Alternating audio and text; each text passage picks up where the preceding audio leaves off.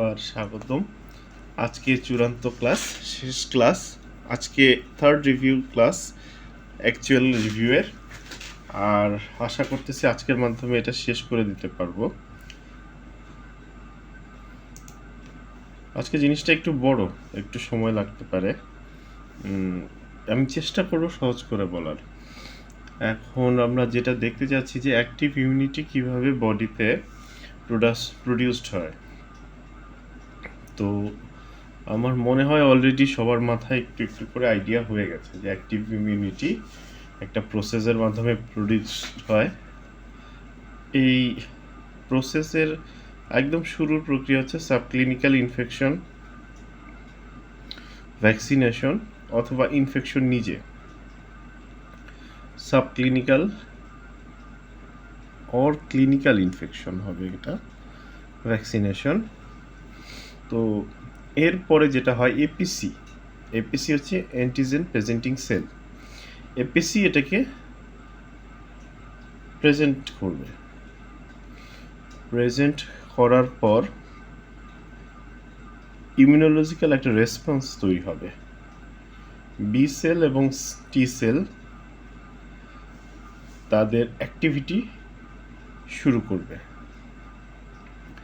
এরপরে ডান দিকে যেটা আছে, বি সেলের মাধ্যমে যেগুলো হয়, অ্যান্টিবডি প্রোডাকশন হয়। সাইটোটক্সিক টি সেল সরাসরি কিলিংয়ে অংশগ্রহণ করে। এর ফলে আমার প্যাথোজেন এলিমিনেট হয়ে যায়, ডিস্ট্রাকশন হয়ে যায়, নিউট্রালাইজ হয়ে যায়, এক্সপেল হয়ে যায়। অন্যদিকে মেমোরি প্রোডাকশন হয়ে থাকে।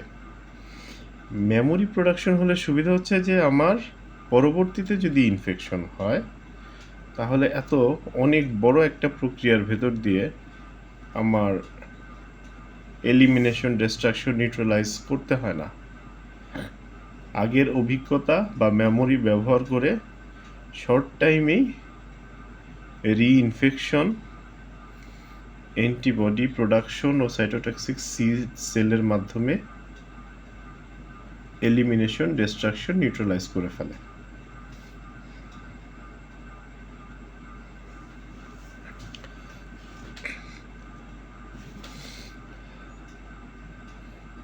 আরেকবার বলি শেষের দিকটা, মেমোরি সেল, সেখান থেকে রিইনফেকশন হলো, রিইনফেকশন হওয়ার পর আবার আমার রেসপন্সটা আগের মতো তৈরি হলো, কিন্তু এবার খুব অল্প সময়ে হলো। আর রেসপন্স হওয়ার ফলে অ্যান্টিবডি অথবা সাইটোটক্সিক টি সেল যেগুলোই হোক, এরা সবাই মিলে অতি দ্রুত এক্সপেল, এলিমিনেশন, ডিস্ট্রাকশন, নিউট্রালাইজ করে আমাকে প্রোটেক্টেড রাখলো।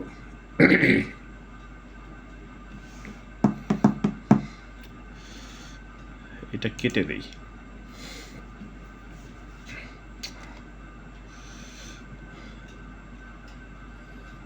এটাও কেটে দেই, এক্সিট।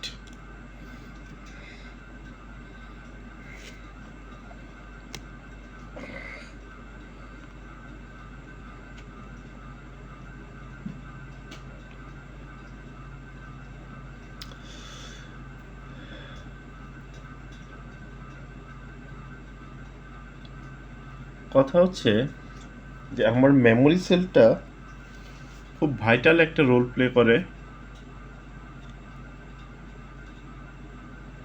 বডিতে। মেমোরি যদি থাকে, ইমিউনোলজিক্যাল রেসপন্সটা short and better, short timed better হয়।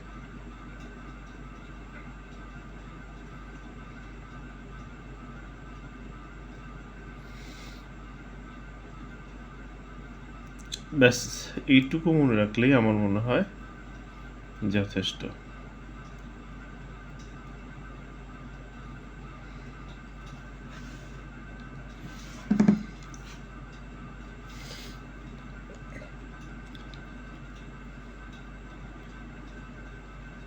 এটা হচ্ছে পার্থক্যটা, এটা আমি একটু পরে আসবো। Innate and acquired immunity. Innate যদি উচ্চারণ করি তাহলে প্রথম যে জিনিসটা মনে রাখতে হবে যে এটা ইনবর্ন, অর্থাৎ জন্ম থেকেই আছে। দ্বিতীয় যে কথা, নন স্পেসিফিক, যেটা একবার বলেছি, এক্সিস্ট বিফোর অ্যান্টিজেন প্রেজেন্টেশন। জন্ম থেকেই আছে, কোনো ইনফেকশন, সাবক্লিনিক্যাল ইনফেকশন, ভ্যাকসিন দিয়ে এটাকে আলাদা করে তৈরি করার কোনো প্রয়োজন নাই। অ্যাকওয়ার্ডের ক্ষেত্রে ঠিক উল্টা, একটা ইনফেকশন, ভ্যাকসিনেশন অথবা সাবক্লিনিক্যাল ইনফেকশনের পরেই এটা প্রডিউসড হবে, অর্থাৎ এটা জন্মের পরে একটা প্রসেসের মাধ্যমে ডেভেলপ হয়। এটা খুবই স্পেসিফিক, যে ইনফেকশনটা হবে সেটার এগেনস্টে ইমিউনিটি তৈরি হবে। এর মানে হচ্ছে আমি যদি ইনফ্লুয়েঞ্জা ভাইরাস দ্বারা আক্রান্ত হই, তাহলে আমার যে ইমিউনিটি ডেভেলপ করবে সেটা দিয়ে টাইফয়েডের প্রোটেকশন হবে না, এটা কিন্তু ইমপ্রুভড হতে পারে।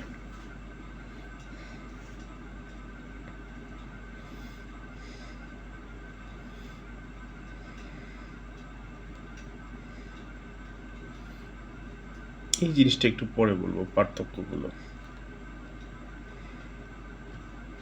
একটু বলেই দিই। পার্থক্য যদি আসে, এটা একটা বই থেকে তুলে দেওয়া,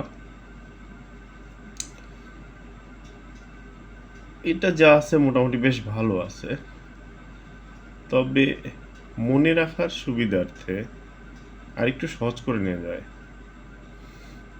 যেমন প্রথমে যেটা বলছে যে প্রেজেন্ট ফ্রম বার্থ, মেনে নিলাম।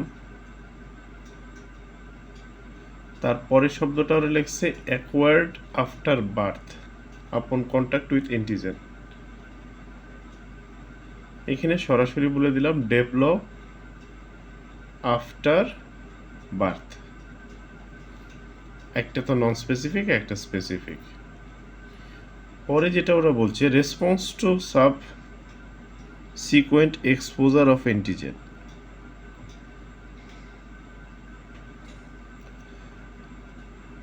আগে যেটা আমি একটু বলে আসছি যে এটা ইমপ্রুভ হয়, এটা ইমপ্রুভ হয় না, ওই পয়েন্টের উপরে বেসিস করে এটা দেয়া হয়েছে। সো ইননেট যদি হয়, এটা ইমপ্রুভ হবে না। এটা জন্মের সময় যেমন ছিল মোটামুটি মোটামুটি কিছু ব্যতিক্রম ক্ষেত্রে ছাড়া অন্যান্য সময় একই আছে। অ্যাকওয়ার্ডের ক্ষেত্রে ইমপ্রুভ হয়। ইমিউনোলজিক্যাল মেমোরি, যেটা জন্ম থেকে আছে সেটার আলাদা করে মেমোরির কোনো প্রয়োজন নেই, ও যা আছে তাই। অ্যাকওয়ার্ডে মেমোরি থাকে, এটা একটা প্লাস পয়েন্ট। পরের পয়েন্টটা আমার কাছে অতটা ইম্পর্টেন্ট না। মেকানিক্যাল ব্যারিয়ার,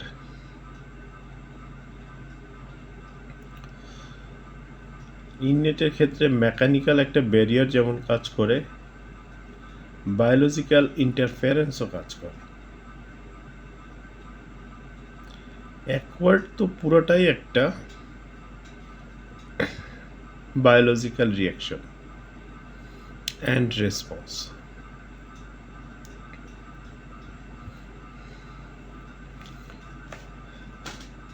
নিচে এটা কি লেখা আছে একটু দেখে নিই। নিচে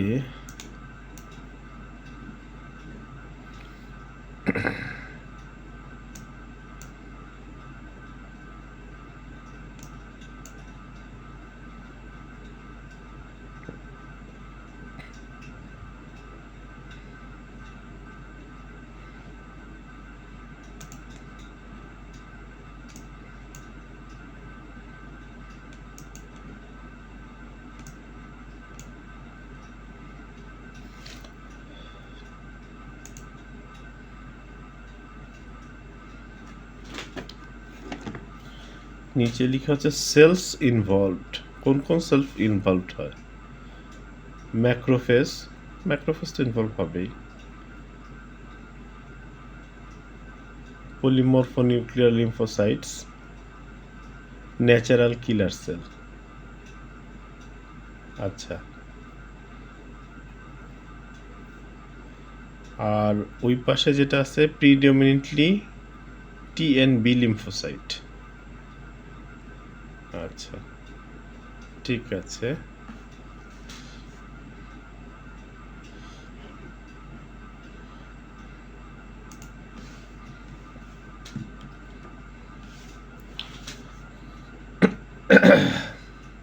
ঠান্ডা এখনো কমেনি।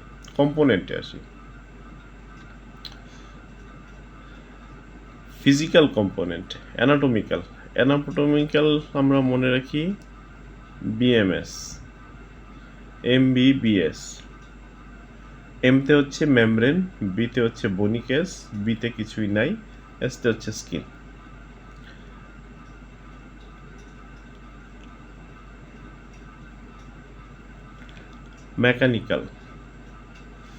মেকানিক্যাল হচ্ছে ডিএমসি, ঢাকা মেডিকেল কলেজ। ডিতে হচ্ছে ডায়রিয়া ভমিটিং, এমতে হচ্ছে মিউকাস, সিতে হচ্ছে কাফ প্লাস স্নিজ।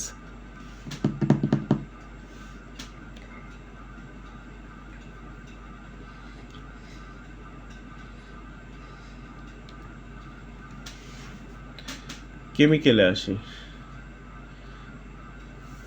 কেমিক্যালগুলো সাইটোকাইন্স তো সাইটোকাইন্সই। স্কিনে থাকে ফ্যাটি অ্যাসিড, স্টমাকে থাকে অ্যাসিড, হাইড্রোক্লোরিক অ্যাসিড, ভ্যাজাইনার এনভায়রনমেন্ট অ্যাসিডিক, আইয়ে থাকে টেয়ার, মুখে থাকে স্যালাইভা, স্পিমেনে থাকে স্পারমিন, মিল্কে থাকে এনজাইম।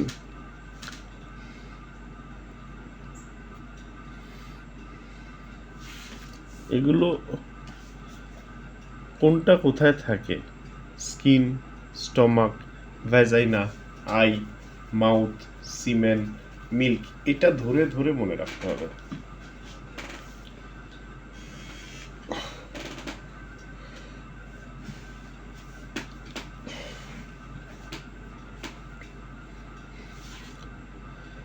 বায়োলজিক্যাল পাথওয়েতে ওখানে দেখলাম লেখা আছে এই কথাগুলো: lecithin pathway, complement pathway,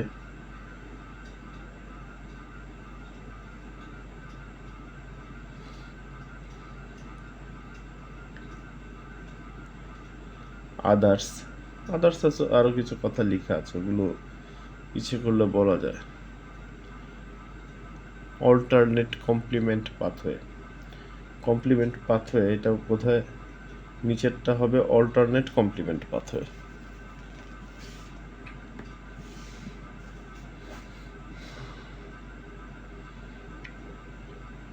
components name,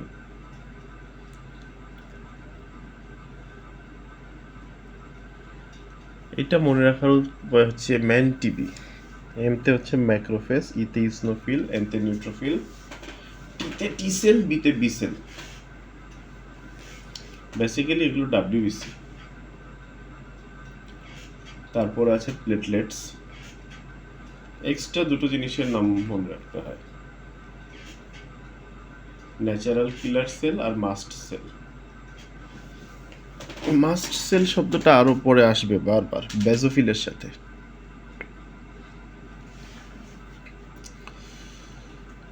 soluble components, এটা আইসিসি দিয়ে মনে রাখি আমরা: ইমিউনোগ্লোবুলিন, সাইটোকাইন, কমপ্লিমেন্ট।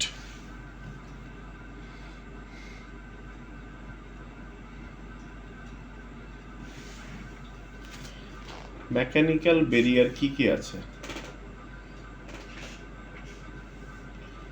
আমার মনে হয় উপরে যে জিনিসগুলো আমি বলে এসেছি, মেকানিক্যাল ব্যারিয়ারগুলো কি কি আছে, এগুলো অলরেডি তোমার মাথায় ঢুকে গেছে। ঠিক আছে, পরে না হয় আবার এটা আবার ভাববো।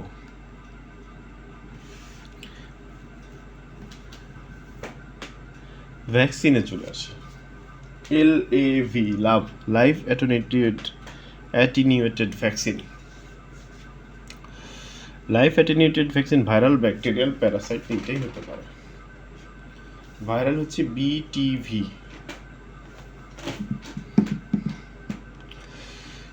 ব্যাকটেরিয়াল হচ্ছে রুমি, আর প্যারাসাইট হচ্ছে ET।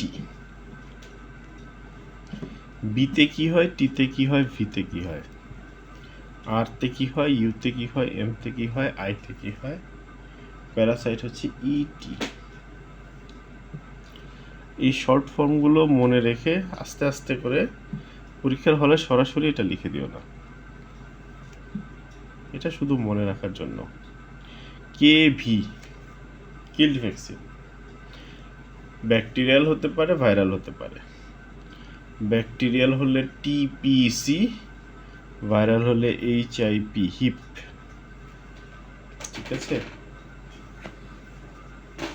তোমরা যে বইটা ফলো করো সেই বইয়ে সুন্দর করে লেখা আছে, তবুও একবার আমি বলে দিই।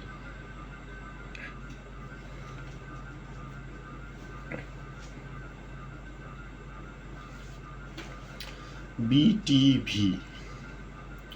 বিতে হতেছে BCG, টিতে টাইফয়েড, ভি এর বদলে পি মনে রাখবো। পি মানে হচ্ছে পোলিও। পোলিও কিন্তু দুভাবেই দেওয়া যায়, কিন্তু আমরা বাংলাদেশে মুখে খাওয়াই। ভাইরাল মনে রাখি হচ্ছে আমরা রুমি, আরতে হচ্ছে রুবেলা, ইউর বদলে ও মনে রাখি ওরাল পোলিও ভ্যাকসিন, মানে ইউটাকেই ও হিসেবে ধরো। এমতে হচ্ছে মামস, আইতে হচ্ছে ইনফ্লুয়েঞ্জা। প্যারাসাইট হচ্ছে রিকেটশিয়াল, মানে হচ্ছে এন্ডেমিক টাইফাস, যেটা ET। কিল ভ্যাকসিনে হচ্ছে TPC, টিতে টাইফয়েড, পিতে প্লেগ, সিতে কলেরা। ভাইরাল হচ্ছে HIP, হিপ, এইচতে হেপাটাইটিস বি, আইতে ইনফ্লুয়েঞ্জা, পিতে polio.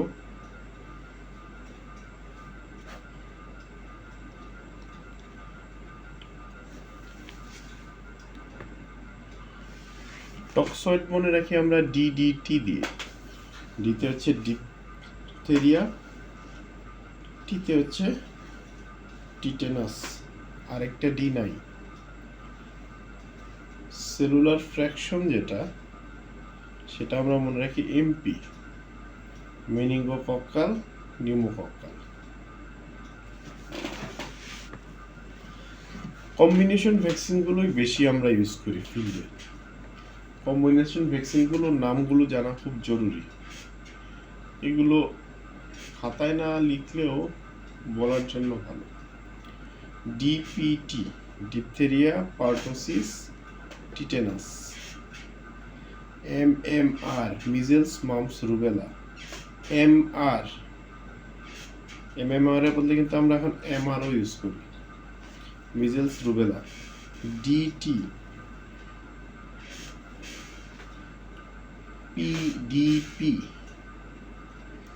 DPT with typhoid vaccine।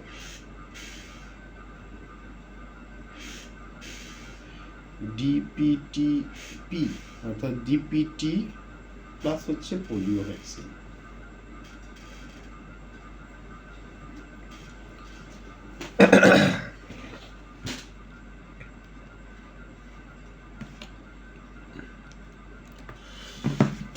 কিছু ডেফিনেশন থাকে ভ্যাকসিন যদি বলা হয়, ধরো তুমি বললা বা লিখলা ভ্যাকসিনের একটা ডেফিনেশন, ওখানে আমি ব্যক্তিগতভাবে কি দেখি, এক নাম্বার চেষ্টা দেখি হচ্ছে ভ্যাকসিন দিয়ে আমি কি করব, প্রিভেনশন করব, ট্রিটমেন্ট করব। কিভাবে প্রিভেনশন ট্রিটমেন্ট হবে? ইমিউনোলজিক্যাল প্রসেস দ্বারা। কার বিরুদ্ধে হবে? প্যাথোজেন, যেমন ব্যাকটেরিয়া, ভাইরাস।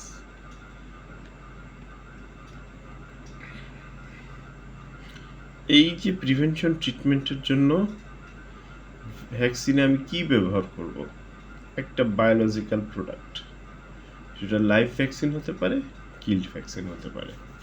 তাহলে একটা বায়োলজিক্যাল প্রোডাক্ট যেটা আমি প্রিভেনশন ও ট্রিটমেন্টের জন্য ব্যবহার করব, এবং এটা ইমিউনোলজিক্যাল রেসপন্স তৈরি করে প্যাথোজেনদের কি করবে? Expel, destroy, neutralise, blah blah. আরেকটা জানি কি? Expel, neutralise, destroy, eliminate.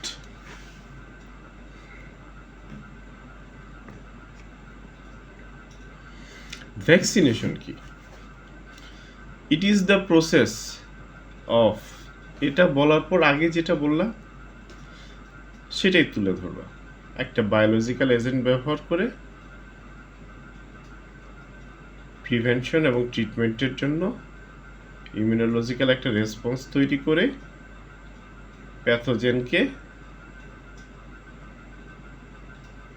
Destroy, expel, neutralise, eliminate করার প্রক্রিয়া। মাল্টিপল রুটে এটা হতে পারে, সাবকিউটেনিয়াস, ওরাল, আইএম। কোনো কোনো ভ্যাকসিন দুইটা রুটেও ব্যবহার করা যায়।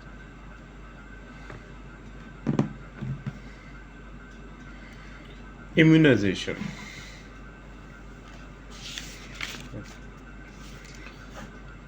WHO প্রদত্ত একটা ইনফরমেশন আছে, ডেফিনেশন। এখানে যা লেখা আছে মোটামুটি এই পুরোটাই তোমাকে পড়তে হবে।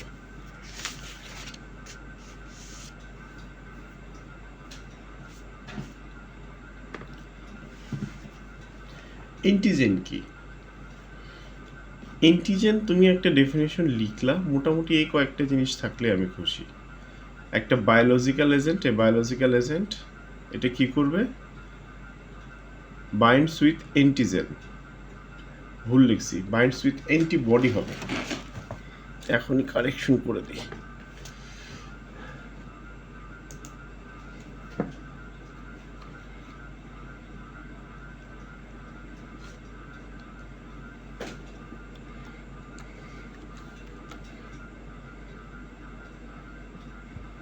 ছোট হাতের হয়ে গেল না, পরে ঠিক করে নেব।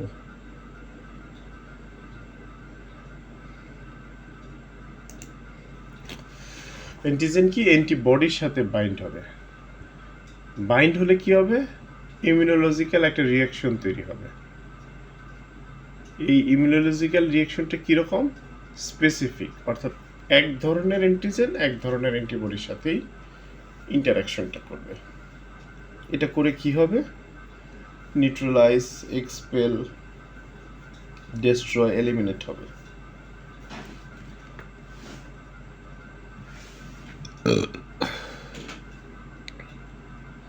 অ্যান্টিজেন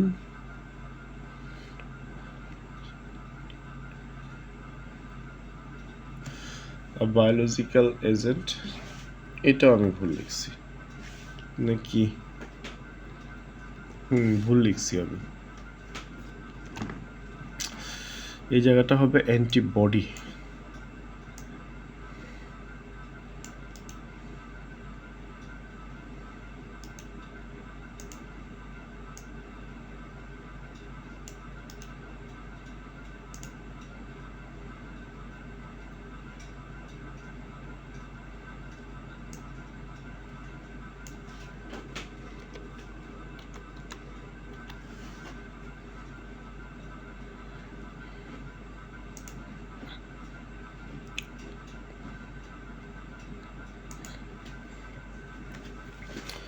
অ্যান্টিবডি বায়োলজিক্যাল এজেন্ট, ঠিক আছে।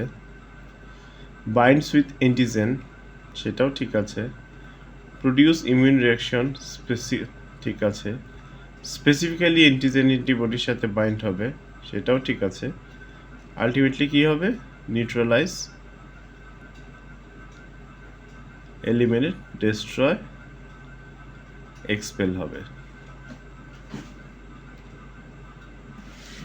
ইমিউনোগ্লোবুলিন ইমিউনোগ্লোবুলিন হচ্ছে একটু আলাদা, এটা ওয়াই শেপটের প্রোটিন।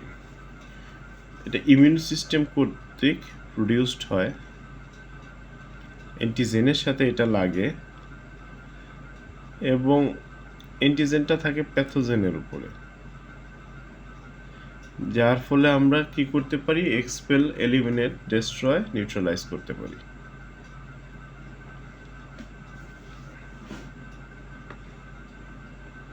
সুখবর ক্লাস শেষ না? সুখবর নাই, কয়েকটা জিনিস আমি ছেড়ে গেছি। এর ভেতরে একটা হচ্ছে এই জিনিসগুলো, পার্থক্য। এই পার্থক্যটা আমি ভাবতেছি আমি মুখে বলবো।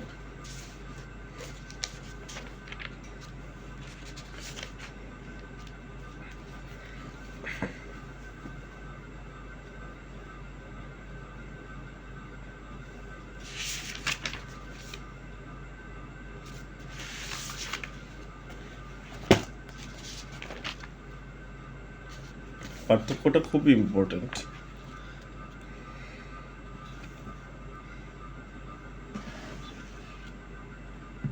ওই যে গেল এইটা, অ্যাক্টিভ ইমিউনিটি এবং প্যাসিভ ইমিউনিটির ভিতরে পার্থক্য। এখানে তোমরা যে বইটা পড়ো এখানে দুইভাবে লিখছে, ঠিক আছে, কিন্তু আমি মনে করি সহজ করে বলাটা ভালো। সহজ প্রথম কথা যেটা আছে অ্যাক্টিভ ইমিউনিটি এন্ড প্যাসিভ ইমিউনিটির ভিতরে হচ্ছে যে ডেফিনেশনটা কি। ডেফিনেশনটা হচ্ছে অ্যাক্টিভ ইমিউনিটির ক্ষেত্রে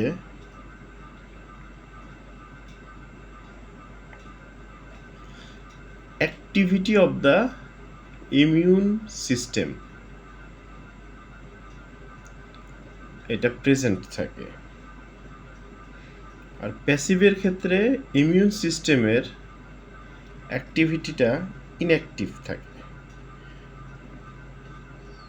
ইমিউনোকম্পিটেন্ট সেলগুলো অ্যাক্টিভ ইমিউনিটিতে ফাংশন এবং পার্টিসিপেট করে, প্যাসিভ ইমিউনিটিতে ইমিউনোকম্পিটেন্ট সেলগুলো পার্টিসিপেট করে না। তাহলে অ্যাক্টিভ ইমিউনিটিতে আমি বি সেল এবং টি সেল এরা পারফরমেন্স দেয়, প্যাসিভে সেটা দিবে না।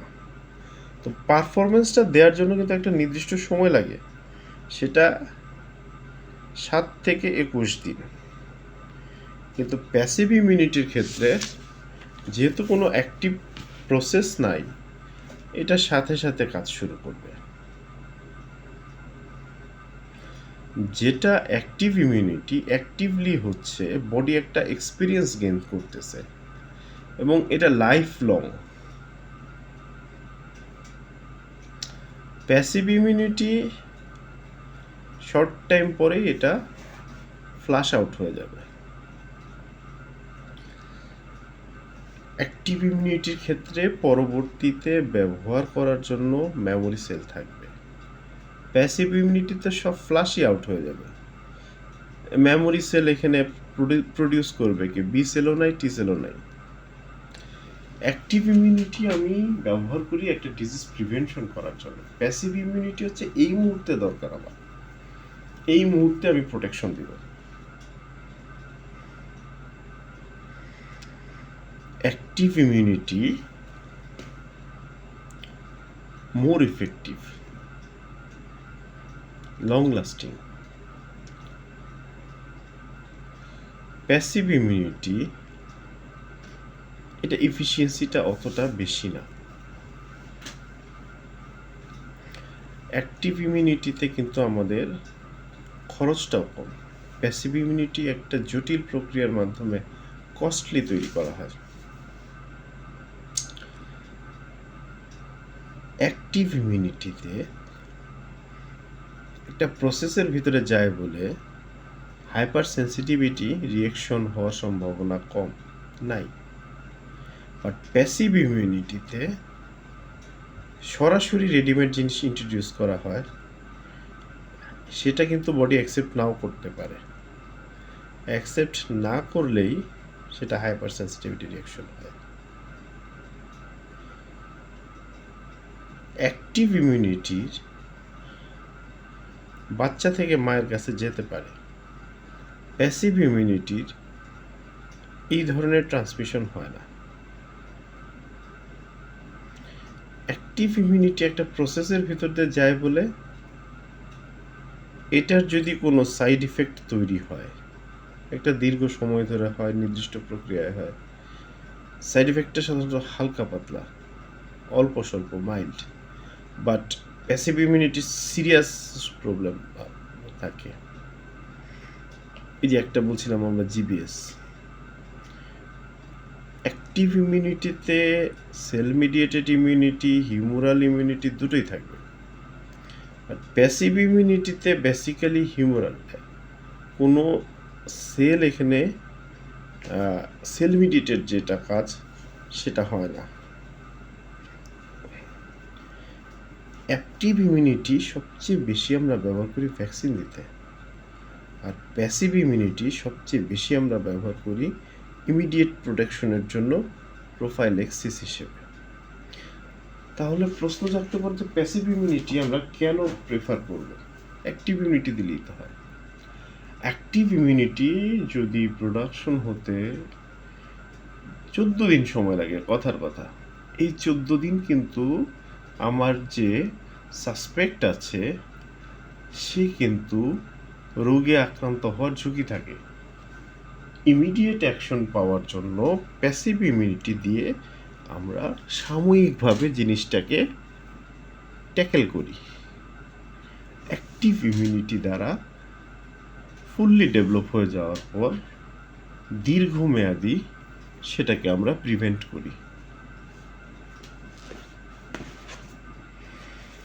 আমার মনে হয় এই বাংলায় যেটা বলে দিলাম, একটা খাতায় যদি তোমরা এভাবে ছোট করে আগে লিখে নাও তাহলে লিখতে সুবিধা হবে।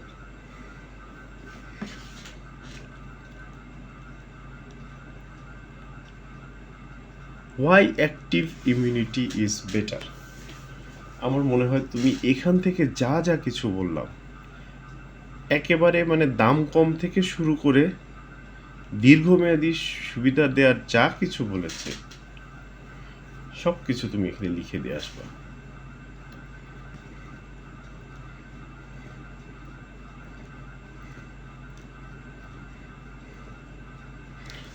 Advantage of live vaccine. একটা ভ্যাকসিন লাইভ, এটার সুবিধা কি? পুরো জিনিসটা কিন্তু আমরা এখন মোটামুটি পড়ে ফেলছি, তাই না? তাহলে তোমরা কিছুক্ষণ চিন্তা করো যে একটা ভ্যাকসিন লাইভ, এটার কি কি সুবিধা বেশি একটা কিল্ড ভ্যাকসিনের চেয়ে?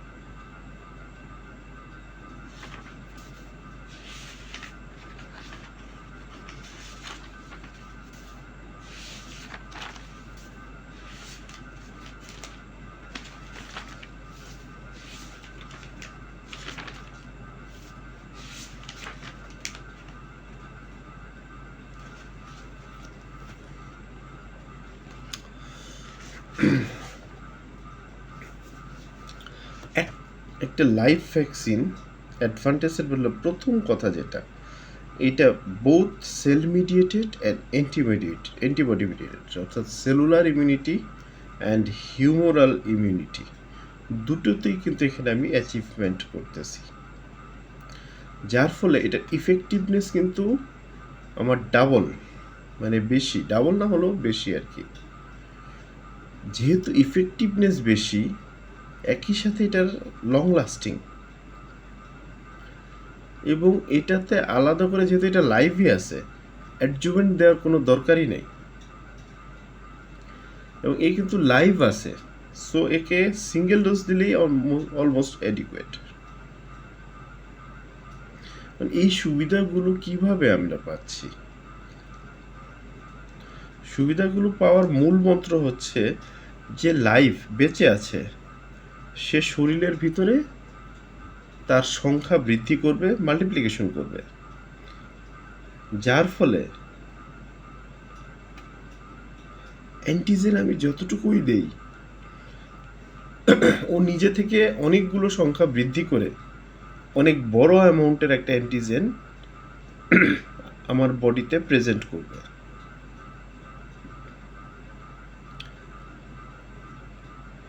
এটাতে শুধু যে অ্যান্টিজেনটা মেজর সেটা শুধু নাই, যেহেতু এটা লাইভ, এটা মাইনর অ্যান্টিজেনগুলোও কিন্তু এরা আছে।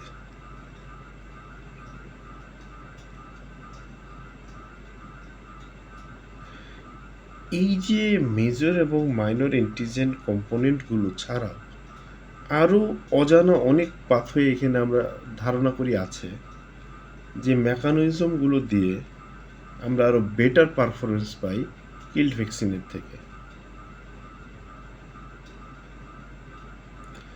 অসুবিধাও কিন্তু কিছু আছে, এ কিন্তু বেঁচে আছে এবং মাল্টিপ্লাই করতেছে।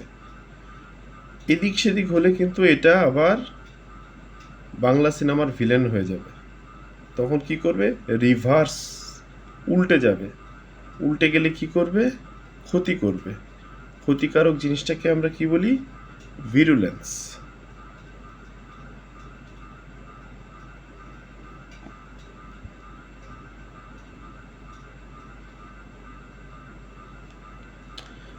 একই সাথে বডিতে অলরেডি যে অন্য অন্য জিনিসগুলো আছে, ভাইরাস, নর্মাল ফ্লোরায় যারা থাকে, এদের সাথেও কিন্তু আমার যে লাইভ ভ্যাকসিনটা দিয়েছি সেটার ইন্টারাকশন হতে পারে।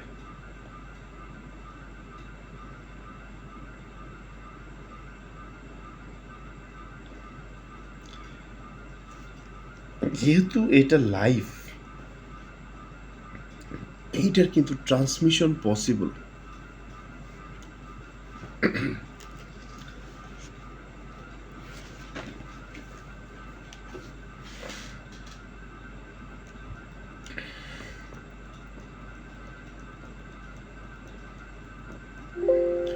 এক মাস আগে মনে হয় আমরা এই কাজটা শুরু করি। এটা দিয়ে শুরু করার একটা কারণ আছে, এটা সবচেয়ে সহজ জিনিস আমার মনে হয়। পড়াতে মজা লাগে, পড়তে মজা লাগে, শুনতে মজা লাগে, যদিও অনেক সময় মনে থাকে না। আজকে এটার মাধ্যমেই আমরা এটাকে রিভিউ ক্লাসগুলো এন্ড করে দিলাম। আমার মনে হয় ক্লাসে যতটুকু আরো ডিটেলস পড়ানো হয়, রিভিউ ক্লাসগুলো একটু দেখে নিলে ওই যে শেষবার যে পরীক্ষা দিতে হয়, বড় পরীক্ষা, সেটার জন্য মাথায় কিছু না কিছু হলেও ওই যে তলানি বলে না, রেসিডিউ, শেষে নিচে কিছু পড়ে থাকবে, যার ফলে রিভিশন দেওয়ার সময় টাইমটা কম কনজিউম হয়। সবাইকে ধন্যবাদ, এবং এখন অনেক রাত, শুভরাত্রি।